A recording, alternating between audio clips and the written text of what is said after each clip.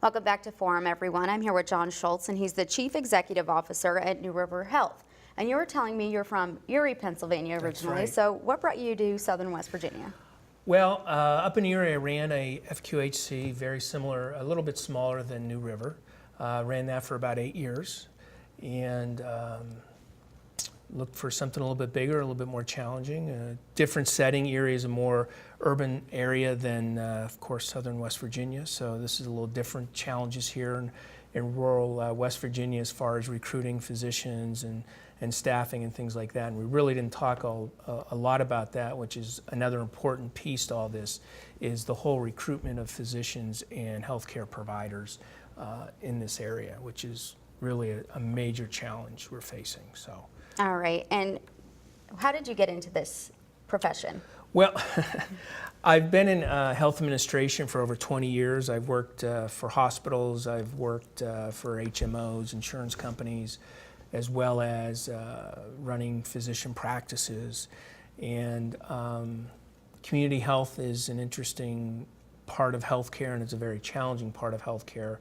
And I enjoy it. You get to really see the patients you're dealing with on a daily basis, and really trying to help them improve their health care and really their life in many ways, because they have so many challenges that they're facing on a daily basis. All right. And just talk to us about how many patients New River Health actually has. Last year, we had about 20,700 unique patients that came through our doors for any of our services. When you say unique patients, what does that mean? That means that's one patient that came in for service, whether it was medical care, dental care, or whatever. They may come in for a number of appointments, but we count them as a unique patient. So really what that translates into, when you look at all of it, is we had almost 78,000 visits. Those 20,000 patients generated almost 78,000 visits. So that's a pretty large practice and number of visits that are coming through our doors on a daily basis. That is, and it started with a bunch of coal miners. Yeah, and again, back in 1976, a group of coal miners in Fayette County got together, started looking at access to care, and realized, for a number of different reasons, they needed to do something to encourage the establishment of primary care in Fayette County for not only themselves but the community at large. And again, it was kind of an outgrowth. This whole federally qualified health center, community health center movement started in the 60s with President Johnson's War on Poverty. And this was kind of the local answer to providing care or getting access to care for the people of the community. So, it's really a lot of credit to those original founders who got together and realized, they needed to do something to improve the health care of the community. Now, you said recruiting physicians is really challenging. Just talk to us about that whole process and what you have to go through to get doctors to come into New River Health. Sure. Recruiting primary care physicians is very difficult to begin with, especially with the expansion of Medicaid and Medicare. There's going to be more and more people who are going to have access to see a primary care provider. Secondly, recruiting physicians to a very rural area like this area is very difficult. So there are a couple of things we have in our ability to attract physicians, and a couple of those is loan repayment through the National Health Service Corps. So if there's someone coming out of medical school or dental school, and most of them have quite a lot of money tied up in student loans, $250,000 a lot of these kids are coming out of school with. If they agree to work in an underserved area, which this area is, the federal government help pay some of their loan costs, depending on how many years they want to commit. So we have that as one of our incentives to recruit physicians to this area. The other one is what they call J1 H1B visa waiver.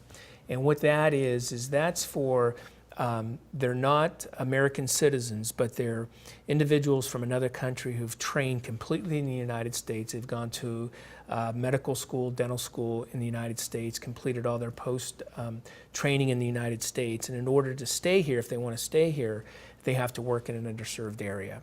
So they get what they call J1 visa waiver and H1B visa waiver, and they work in an underserved area for an organization like New River. New River sponsors them, and while they're working on getting their green card so they can stay in this country. It's a waiver allowing them to stay until they get their green card. Now, how much of a struggle is it to just get people here? This area, probably it'll take about a year to recruit a physician, family physician. So if we were to lose a physician today, it'll probably take a year to a year and a half to replace that physician. And why does it take so long? Are you just waiting for kids to get out of school? Well, I mean, they pretty much have an unlimited opportunity where they can go. They can go anywhere in the country. So you really have to make it an attractive package for them to come here, especially if they have kids or they're married. You know, you have to attract their spouse as well as the candidate themselves. And there's really a scarcity of primary care physicians.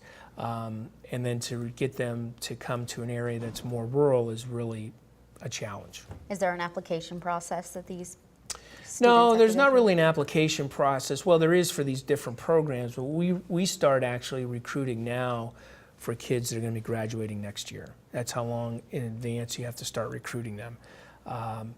So that, you know, you want to bring them down a few times, get them to know the area, get them to know the organization, then tell them some of the advantages that are available to them, whether it's loan repayment or a visa waiver if they're not an American citizen. So it's a lengthy process to recruit, and it's not only the candidate but any of their family members as well. Now, that's for physicians. What about our nurse practitioners and every? Nurse practitioners and physician assistants are a little bit easier. There's programs in the area, and there's more and more of those graduating every year. And I think, you know, that's really the shift in primary care is to have, you know, when you go to see your primary care physician, many times you're seeing a nurse practitioner or a physician assistant there. You know, there's just not enough physicians to see all the patients for primary care. All right. Now, I want to go back to your services. Just give us a list of what you provide. Sure. As I had said, we provide primary medical care, primary dental care. We have the 2 pharmacy sites. We also have behavioral health at the Scarborough and Whipple sites, as well as in some of the schools.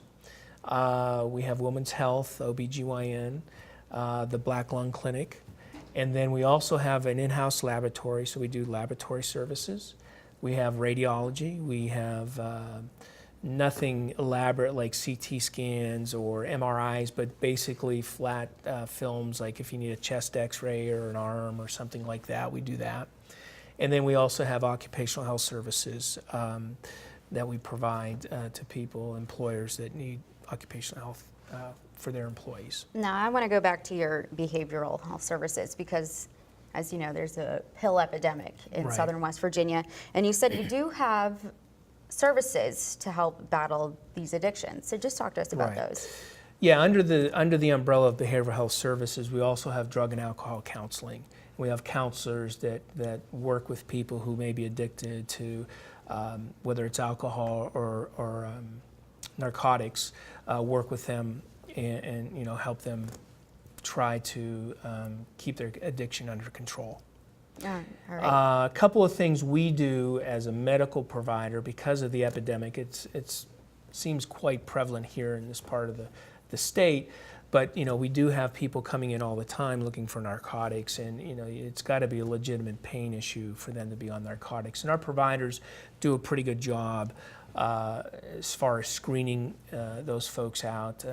We have a narcotic contract that they need to sign when they are seeing What's care. in that contract? Basically, it says you're gonna come and see the physician or the primary care provider on a regular basis. You're going to use the narcotics for what it's supposed to be used. You're not going to sell it. You're not going to take illegal substances while you're on the narcotic. And if they break the contract, I mean, we can discharge them from the practice.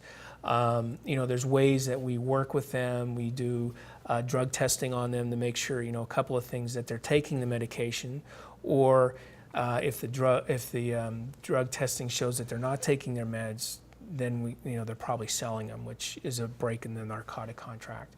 Or if they're taking a legal substance, that'll show up. We do pill counts to make sure they're taking their pills as they're prescribed to take them, whether it's 1 time, 2 times a day.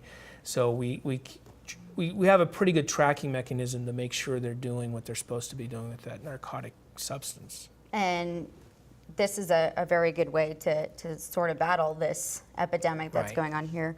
But you also said you have AA meetings as well for people that are battling that addiction with Yes, alcohol. there are AA meetings at the Scarborough Clinic, and I'm not sure how often they meet, but I think it's a couple of times in the evenings in one of our conference rooms. So that helps the community as well to help keep that under control and help those folks that are battling that addiction. Now, I want to go back to legislation real quick, because you said that both the federal and state changes to Medicaid with the state expansion and then the Affordable Health Care Act for the Right. federal government is going to affect your services. Well, not your services, but the people who Right. come and see you. So just talk to us quickly about that. Sure. Again, at the state level, they're looking to expand the Medicaid program. That would offer Medicaid coverage to about 100 to 120,000 people across the state, which is about 32% of our patients probably would be eligible that don't have insurance now for Medicaid. And then at the federal level, they're looking to provide insurance through these insurance exchanges, through private insurance companies, to any folks who are not eligible for Medicaid, but their employer may not be offering health insurance. So that'll help us, and it'll help everybody have insurance coverage, at least 95% of the folks we're seeing. All right. And talk to me about PEIA. First of all, what is it and who Yeah, the qualifies? PEIA is the Public Employee Insurance Agency, and that's, and again, I'm new to the area, so that is the insurances that a lot of the school teachers have and some of the state workers, I believe. And we have a unique program. It's called the Comprehensive Care Partnership, where we've teamed up with PEIA and a couple of other community health centers in the area to provide like a medical home for these individuals. And if they sign up for that, there's no copay for their medical visits. There's no copay for their generic drugs if they purchase them through our pharmacy. And there's a $10 copay for brand name drugs through our pharmacy. So it's kind of it's a way to partner with the patient to have a medical home and try to keep their health under control if they have a chronic disease, or just make sure they're following their physician orders. Now, chronic disease, what do you mean by that? Diabetes, congestive heart failure, pulmonary, COPD, those type of things. All right. And what is your job? My job, Yes. as Chief Executive Officer, I'm responsible for the day-to-day operations of the organization, recruiting physicians and dentists, working with the physician and dentists, negotiating contracts with insurance companies. So basically, just the day-to-day oversight of the organization. All right. And you said you do have some community and school outreach events, but no dates are set. That's correct. Where can people visit to find out when the Yeah, dates the are best set? thing to do is call our main number at area code 304-469-2905. We have a centralized call center, and all of our calls go into there, and they'll be able to answer your questions, make appointments for you, whether it's a medical appointment, dental appointment, behavioral health, or just want some general information on the organization and the services we provide. And you also have a website. Yes, we have a website at www.newriverhealth.org. All right. Well, thank you so much. Okay. And that does it for us. We'll see you next time.